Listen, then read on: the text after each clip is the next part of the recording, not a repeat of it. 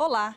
Uma criança chega à escola e, como em todos os outros dias, é chamada por apelidos e até agredida fisicamente. Depois de sofrer em silêncio por meses, ela decide contar à professora, à diretora e à família o que vem passando. Essa pequena história é uma ficção, mas também pode ser realidade vivida por muitas crianças todos os dias no Brasil. O combate ao bullying é o assunto de hoje do Fórum.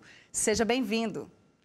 No programa de hoje, vamos falar de um problema que, de um modo geral, para o agressor é só uma brincadeira, mas para o agredido é um martírio. Que tipo de combate está sendo feito? Só crianças sofrem com bullying nas escolas? Aliás, o bullying é um mal exclusivo das escolas? Uma lei foi promulgada no fim de 2015 e entrou em vigor no ano passado. Ela prevê uma política mais voltada para eliminar o bullying da vida das pessoas. Vamos aos detalhes. Ele só tem 11 anos, mas já viveu situações muito chatas na escola. Ficaram me zoando só porque eu era pequeno na época e também era meio gordinho. Aí ficaram falando que eu era como se fosse uma garrafa pequena e larga.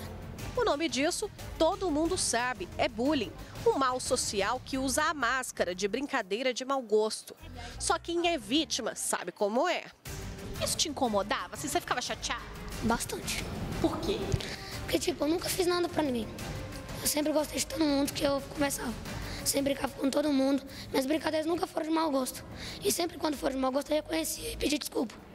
Em fevereiro do ano passado, esse tipo de conduta passou a ser enfrentada de forma mais séria e até rígida. Virou lei. A norma diz que todo ato de violência física ou psicológica contra alguém ou grupos que caracterize bullying deve ser questionado.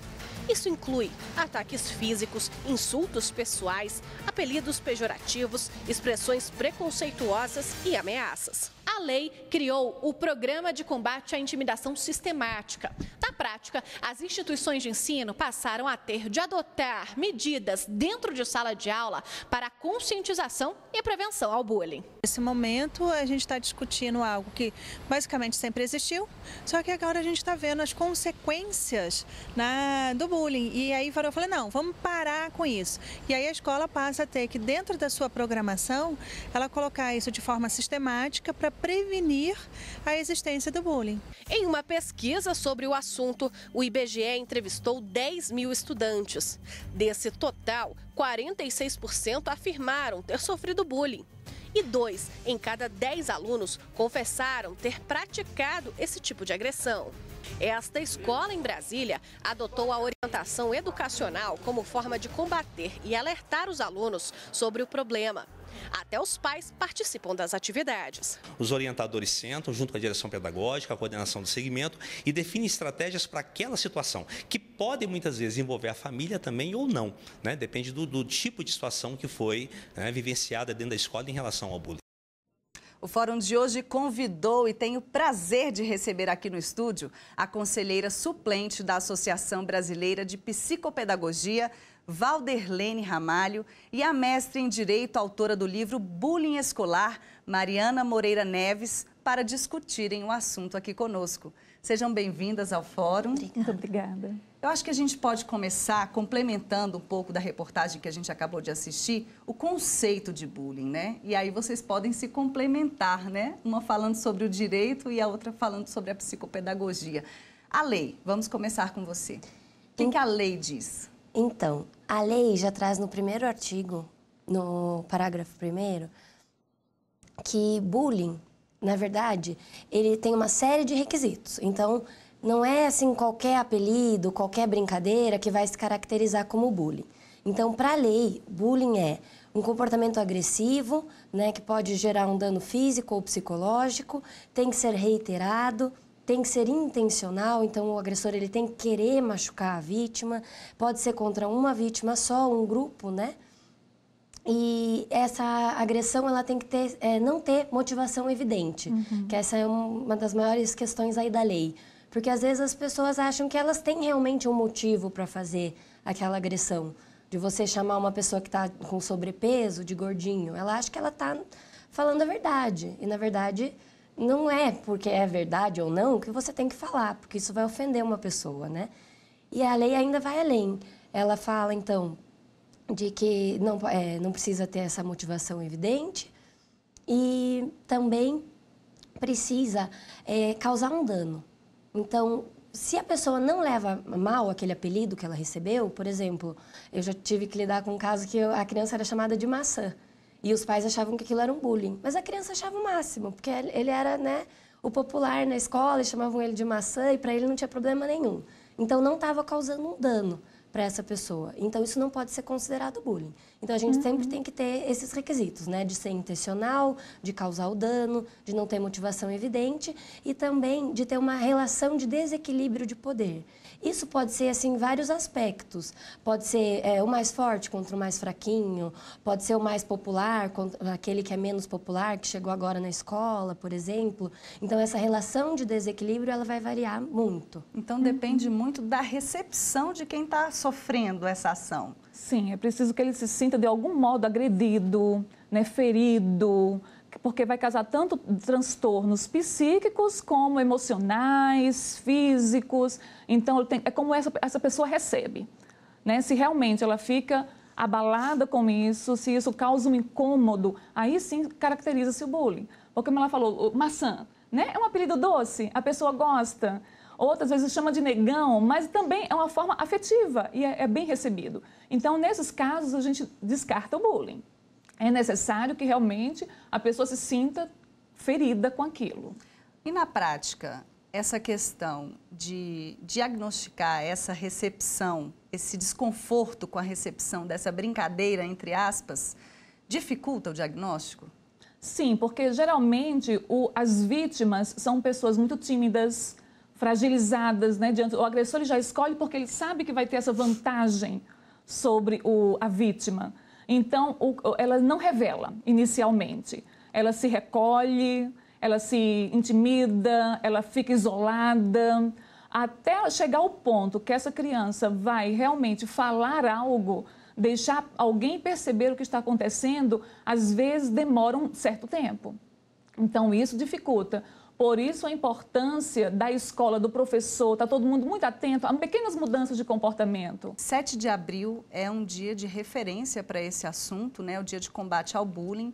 E é um dia que faz referência ao massacre de Realengo, né? Que foi quando um ex-aluno de uma escola municipal invadiu um prédio. Ele atirou em 12 alunos, né? E outros 20 ficaram feridos. É um caso que acho que todo mundo já deve ter conhecimento, né? Foi um caso raro? Não. Como tem sido o bullying no Brasil? Aí eu levanto essa questão justamente para a gente fazer um diagnóstico generalizado. A gente fica assustado, né, realmente, quando acontece esse tipo de situação. Por isso que é tão importante essa cultura aí do combate e da prevenção, para que o bullying não chegue nesse extremo, né? Porque a gente sabe que de todas as consequências ali, a pior vai ser o suicídio, o homicídio, enfim. Então, é preciso proteger. Infelizmente, esses casos, eles não são raros, não só no Brasil, né, mas no mundo inteiro a gente vê episódios como esses. E realmente é quando a gente perde o controle da situação. Então, é muito importante a escola saber diagnosticar, estar atenta realmente às mudanças de pequenos comportamentos, porque a vítima é sempre escolhida por ela ter uma diferença. Às vezes, a própria vítima não sabia que ela poderia ser considerada diferente, mas os outros a veem como diferente. Então, para ela chegar e falar sobre isso, é uma humilhação, porque até então, ela mesma não sabia que aquilo era um problema. E agora ela tem um problema para ela mesma lidar, e ainda falar com os outros sobre isso é ainda mais vergonhoso para a pessoa. Então, é uma questão muito delicada para se lidar. E os pais têm que tomar bastante cuidado também na observação do agressor, porque a gente pode ter tanto a vítima quanto o agressor dentro de casa. Então, o agressor, normalmente, ele vai estar mais rebelde, ele vai ter prazer em brincadeiras maldosas, principalmente com animais, né? Então, a gente tem que estar sempre atento a isso, para não deixar que essa agressividade da pessoa aflore, tanto no caso do agressor ou da vítima, que é o caso do Realengo. Porque a pessoa ela guardou tanta mágoa, tanto sofrimento, que uma hora ela explodiu. Então, ele não soube lidar com aquilo, ele não teve uma orientação do que fazer com aquele sentimento e ele botou para fora, da pior forma possível. É importante dizer que o atirador, nesse caso, era a vítima do bullying. Era a vítima, isso. Né? Assim, e no Brasil, a gente não vê tantos casos assim, de chegar realmente a usar arma de fogo. Porque no Brasil, o acesso à arma de fogo ainda é um pouco restrito. Mas nós temos espancamentos, então crianças, adolescentes que chegam em casa realmente espancados, apanham muito. Então o tipo de agressividade no Brasil é que às vezes difere um pouco. Mas então estragar o material, é mais físico e com arma branca. Exatamente. Eu já vi um caso que as crianças têm esse curso técnico hoje em dia, né? E eles têm acesso a material quente no laboratório. E aí a pessoa que sofria bullying reclamou, falou, se você fizer isso comigo de volta, eu vou acabar te dedurando, eu vou contar, eu não aguento mais. E aí o colega pegou, eu não me lembro o nome do aparelho, que ficava numa estufa a 100 graus e passou no pescoço do outro para tentar matar. Os instrumentos utilizados aqui diferem. Então, né? assim, por mais que não seja uma arma de fogo, continua, né, tendo, assim, outros tipos de arma branca, que a gente costuma falar, que causam o mesmo prejuízo. E aí essa criança nunca mais foi para a escola, porque ela ficou assustadíssima, né? E já não era criança também, era um adolescente. Mas independente da idade, é uma coisa que assusta muito. A pessoa pode ficar ali com uma fobia escolar, por exemplo. Realmente é uma consequência bem complicada, né? E algumas vezes para o resto da vida. Claro, eu tenho algumas estatísticas aqui, mas agora a gente vai fazer uma pequena pausa no fórum e voltamos já já.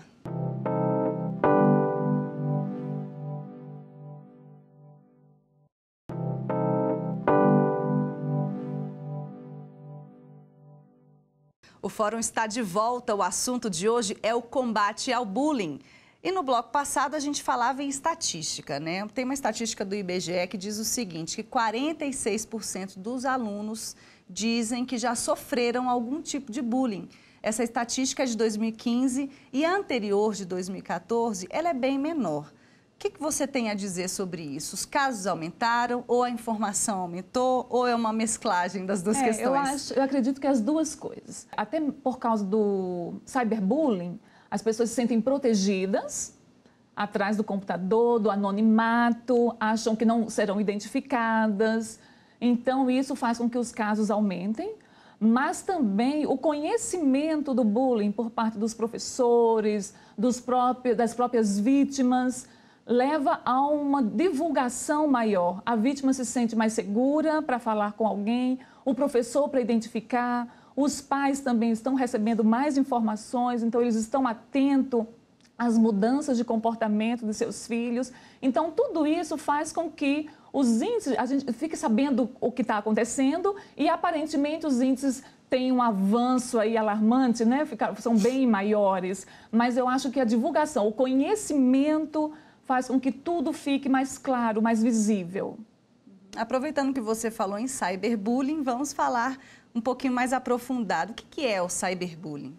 Então, o cyberbullying, a gente tem que lembrar primeiro daqueles requisitos do bullying, certo? Ele vai deixar de ter alguns requisitos. Por exemplo, aquela repetitividade, né, do ato. Por quê?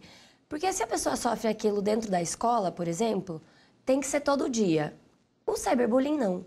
Quando você grava ou você tem uma mensagem, aquilo pode ser dissipado de uma forma muito maior. Então, vai ter uma ilimitabilidade do acesso. A pessoa, além de ela poder ver o vídeo várias vezes, ela pode repassar o vídeo. Então, aquilo perde muito controle. Então, a gente fala que o cyberbullying ele não precisa ser repetitivo, ele precisa ser intencional, como o bullying, mas não precisa ser repetido. E ele também vai gerar essa sensação de anonimato. Porque aí vai também descaracterizar aquele outro requisito do desequilíbrio de poder. Porque o fraquinho na escola que poderia estar sofrendo bullying, lá atrás do computador ou do telefone, da rede social, ele vai se tornar o fortão e vai cometer ali atrocidades muito maiores do que ele faria pessoalmente, por exemplo. Então, a gente precisa saber que hoje existem vários mecanismos jurídicos para proteger as vítimas. Um deles é a existência de várias delegacias especializadas, quase todos os estados do Brasil possuem, nas capitais, a delegacia especializada em cybercrimes. E também há um mecanismo chamado ata notarial. O que vai servir a ata notarial? Ela é um documento feito num cartório por um notário E aí, como a gente tem, né, essa possibilidade de distinguir o conteúdo da internet muito rápido, você vai levar o conteúdo para um notário e ele vai escrever na ata. Ah, no dia tal, tal horário, estava disponível uma publicação com autoria tal, né? Todos os detalhes ali do que ele está vendo, sem nenhuma declaração de juízo de valor, para a pessoa ter aquilo como uma forma de prova, para depois como se fosse poder um diário do acontecimento. Exatamente, ele vai descrever tudo que está acontecendo ali, que ele consegue ver, e vai colocar na ata. Aquilo vai servir como uma prova, no caso, né, de uma ação judicial, tanto civil quanto penal. E aí a vítima já vai estar protegida, porque essa prova pode sumir em questão de minutos, né, segundos até. Então a gente precisa saber que existem mecanismos de proteção para a gente tomar as medidas judiciais cabíveis. E Mariana, é importante dizer para quem está assistindo a gente que é possível rastrear essas informações hoje em dia, né? Sim. Uma postagem em uma rede social ou uma mensagem que é dissipada por meio do telefone, a polícia consegue ir atrás disso e identificar quem foi o... Consegue, pelo número do agressor. Do computador, normalmente, né? E até mesmo pela rede da internet. Sabe quando a gente vai em algum lugar e você pede Wi-Fi e pedem para cadastrar uma senha com o seu CPF? Isso é muito importante nos estabelecimentos hoje em dia, porque aí você consegue saber de onde veio a informação e quem que se utilizou daquela informação, né, para repassar ali pela internet. Porque a escola ela pode ser responsabilizada tanto pelo que acontece dentro dela ou o que ela oportuniza, que é, por exemplo, a rede de Wi-Fi. Se o Wi-Fi é liberado dentro da escola, a escola também é responsável pela utilização daquela rede de internet. Quando a gente fala em bullying, a gente fala muito de escola. E o bullying, ele é praticado somente na escola ou não? Ele inicia na escola, mas às vezes ele vai para fora dos muros escolares também, né? Quantas vezes, todos os dias, aquele agressor vai provocando, aí de repente a vítima faz até assim, olha, eu vou entregar você para o diretor, vou conversar com meu pai, olha, eu te pego lá fora. E de fato ele pega lá fora. Junta um grupo, né? Porque geralmente o agressor, ele nem sempre é aquele que faz, mas ele é o líder, ele é o cabeça, geralmente é alguém inteligente, alguém bem entrosado, que lidera bem o grupo. Então, basta ele, né, convidar esses outros colegas e realmente essas brigas, elas acontecem muito nos portões fora da escola, na saída da aula, no final. Então, muita coisa acontece fora da escola. Além da escola, a gente pode ter em outros lugares também, né? A própria lei traz ali a responsabilidade não só do estabelecimento de ensino, mas de clubes, agremiações recreativas, etc. E eu sou professora orientadora numa escola lá em Curitiba, e aí eu tenho um trabalho junto com uma aluna minha de pós-graduação, que ela fala do bullying no trabalho, que daí vai ser diferente do assédio moral, né? Porque o assédio moral tem toda essa característica de envolver o trabalho, né? De você tratar a pessoa, né, de modo pejorativo com relação ao trabalho dela. Mas o bullying não. O bullying pode ser realmente só uma provocação para desestabilizar a pessoa emocionalmente. E aí são institutos diferentes. Então, tudo isso é muito novo. A gente precisa tratar disso, principalmente no direito, para saber a diferença das consequências e as possíveis responsabilizações que isso vai trazer. Porque o bullying em si ele é um assunto novo, ele começou a ser estudado nos anos 2000. E no Brasil, aqui, então, a gente começa a ter isso na mídia a partir de 2010, mais ou menos. E hoje é um assunto muito em voga. Então, quanto mais a gente falar disso, quanto mais a gente entender o que é, mais fácil para a gente combater, para a gente prevenir e para a gente identificar em vários outros locais. Existem algumas pesquisas que falam que o adolescente que praticava bullying é o adulto que vai levar esse tipo de comportamento para o seu trabalho, vai ser o pai que também não vai respeitar dentro de casa a sua esposa. Então, tem todo um histórico que começa na infância, na adolescência e leva para uma vida adulta. Exatamente. E é importante você curar as feridas do bullying até, né? Para a vítima não acabar achando que isso é normal e que isso é certo porque aconteceu com ela. E repassar isso, repassar né? esse tipo de Agora, comportamento. Uma vez que o bullying é um assunto tão novo, ele já é considerado uma questão de saúde pública? Então, é muito delicado a gente falar sobre isso, porque é difícil os casos que aparecem, né, sendo tratados como bullying. Porque a vítima, normalmente, ela vai apresentar uma série de traumas ali, como fobia escolar, fobia social. Então, a pessoa ela tem autoestima, né, inferiorizada, ela não vai ter facilidade para trabalhar em grupo, de relacionamento, tanto pessoal quanto profissional. ela pode apresentar transtornos alimentares, etc. Depressão, ansiedade generalizada, transtorno do pânico, assim, é uma lista enorme, todos os problemas que podem acontecer. E isso pode ser não só da vítima, mas também do agressor e dos espectadores, porque ninguém vai estar saudável vivendo num ambiente hostil, independente se isso é uma escola, um trabalho, um clube, etc. Então, a gente precisa cuidar de todas as pessoas envolvidas nisso. E aí acaba, né, o Estado tendo que se envolver nessa parte aí da saúde pública, de fornecer realmente um tratamento psicológico, jurídico e, às vezes, né, o tratamento de saúde mesmo, porque a pessoa começa a ter dor de cabeça crônica, por exemplo. Então, a pessoa não vai conseguir trabalhar, não vai ter uma vida normal. Quando a pessoa é agredida por causa do bullying, também vai gerar uma série de problemas. Então, a gente precisa estar atento a essa questão também. Até numa questão previdenciária, por exemplo, se o bullying acontece dentro do trabalho, as pessoas vão poder, né, sair do trabalho, conseguir algum tipo de assistência do Estado para não estar trabalhando. Então, a gente precisa estar atento a essas questões também. É importante falar a respeito, né? Como é que os pais devem tratar isso dentro de casa? Como é que a escola deve lidar no dia a dia com os alunos, justamente para que as pessoas não continuem achando que é normal, que é apenas uma brincadeira, que não tinha intenção de fazer isso? Eu acho que isso só é resolvido com informação. Né? O professor ele ainda conhece pouco de bullying, por incrível que pareça, ele ainda conhece pouco. Ele realmente acha, nas séries, né, do Ensino Fundamental 2, onde são adolescentes, que isso é normal, que adolescente faz isso mesmo. Então, o próprio professor, às vezes, faz uma piada também dentro de sala de aula, inocentemente, ele quer descontrair a turma, ou até o professor, às vezes, apelida algum aluno, e isso a turma toma, né, para si e vai levando, isso é normal, então vamos fazer. Então, só a informação.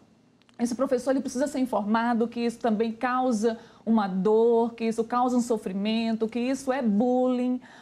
E a partir desta informação, o professor também fica atento ao comportamento desses alunos em sala de aula. A mesma coisa acontece com a família, porque às vezes o pai diz assim, não, você tem que reagir.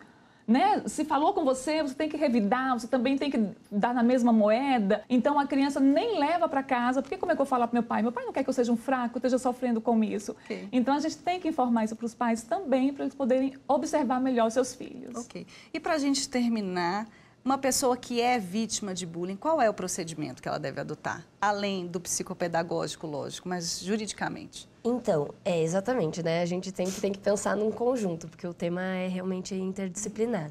Mas, juridicamente, a pessoa não está, assim, desamparada porque a lei não prevê uma sanção. A lei trata ali de um modo que tem que evitar o máximo possível a punição do agressor. Uhum. Como que eu entendo isso, tá? Juridicamente? Você tem que oportunizar a criança a entender o que ela faz, o que é certo e o que é errado. Às vezes ela está simplesmente repetindo uma ação que ela conheceu dentro de casa ou dentro da própria escola, enfim. Você tem que oportunizar a criança, né, a entender o que ela está fazendo, criar discernimento. A gente fala até que os pais são os responsáveis, né, até os 18 anos ali, porque a criança ou adolescente ela está em fase de formação desse discernimento, ela não é apta para exercer os atos da vida civil. Mas a gente tem aí mecanismos dentro do Código Penal ali, sendo adotado no caso, né, de um agressor ser a criança, as medidas de ressocialização do Estatuto da Criança e do Adolescente, que vai ter uma série de medidas ali que não vai ser uma pena, assim, suspensão da liberdade, etc. Mas você consegue responsabilizar a criança sim. E na esfera civil, você pode ir atrás de uma reparação, de uma indenização, através ali, né, do artigo 928 do Código Civil. Primeiro vai se olhar o patrimônio dos pais, no caso de uma indenização. Se os pais não tiverem meios suficientes para arcar com essa indenização, reparação, aí recorre-se ao patrimônio da criança e aí vai ter essa indenização de modo equitativo. Ela não vai poder ser aplicada da mesma forma que seria no caso dos pais. Ok. Muito obrigada pela presença de vocês aqui no Fórum. O Fórum fica por aqui. Agradecemos a conselheira suplente da Associação Brasileira de Psicopedagogia, Valderlene Ramalho, e a mestre em Direito e autora do livro Bullying Escolar, Mariana Moreira Neves. Você é de casa, mande uma mensagem para o nosso programa. A sua participação é muito importante. O endereço é forum@stf.jus.br. O site da TV Justiça também está ao seu dispor para assistir a este e a outros programas. tvjustiça.jus.br. Continue com a nossa programação. Tchau!